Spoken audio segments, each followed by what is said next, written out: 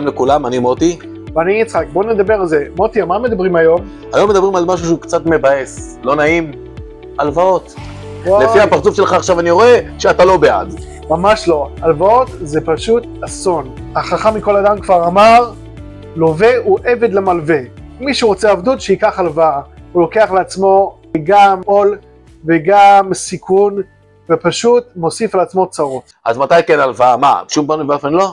אם אפשר בלי, הכי טוב. אבל מה? אנחנו יודעים, אנחנו חיים במדינת ישראל, לקנות בית, אין לאנשים 3 מיליון שקל ששוכבים לחשבון הבנק.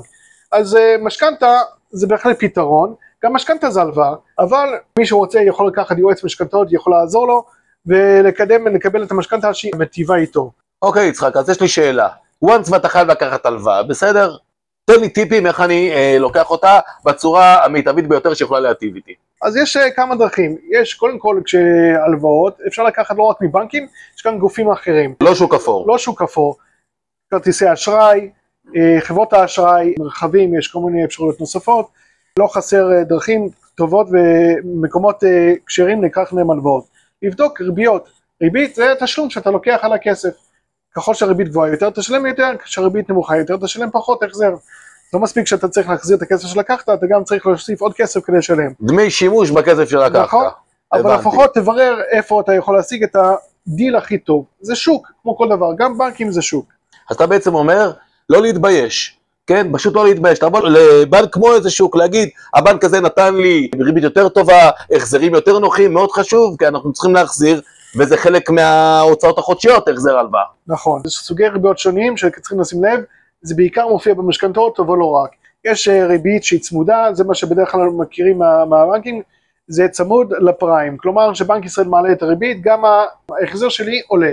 כשבנק ישראל מוריד, אז ההחזר שלי תרד. אז לכן הריבית שם יכולה להיות קצת יותר טובה, מאשר ריבית קבועה שלא משתנה, אבל אתה יודע בדיוק מה התשלום. במשכנתאות יש עוד כל מיני סוגים, נדבר על משכנתאות בעומק, נדבר על זה שם. עכשיו בואו נקרא לך שאלה אחרת, מה קורה אם לבן אדם יש כמה הלוואות? לקח 3-4 הלוואות, תן לו יצא לך יוצא מזה כמה שיותר מהר, כמה שיותר טוב.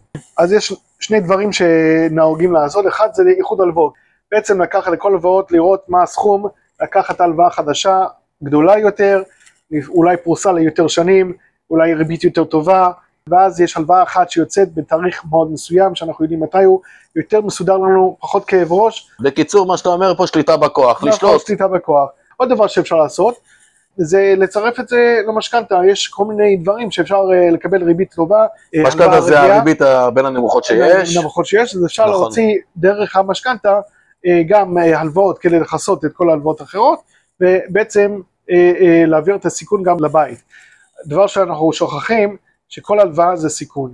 ברגע שאתה מחזיר את ההלוואה, אתה בבעיה, וגם אם לא החזרת הלוואה, כל דבר זה סיכון, וסיכון מוסיף לנו כובד לחיים, מקשה לנו, כמו שאמרנו מקודם, זה עבדות. בקיצור ולעניין, לא לקחת הלוואה, אבל once אתה צריך לקחת, לא להתבייש לעשות סקר שוק, ללכת לכל הבנקים ולכל החברות אשראי, לדעת מה ההחזר, הריבית היותר נמוכה, מה ההחזר היותר טוב לנו. יש לנו הרבה הלוואות, א', לאחד אותם, לשלוט בכוח, ב', אפשר גם להצמיד למשכנתה, שבעצם משכנתה זה ההלוואה הכי נוחה שיש מבחינת ריביות.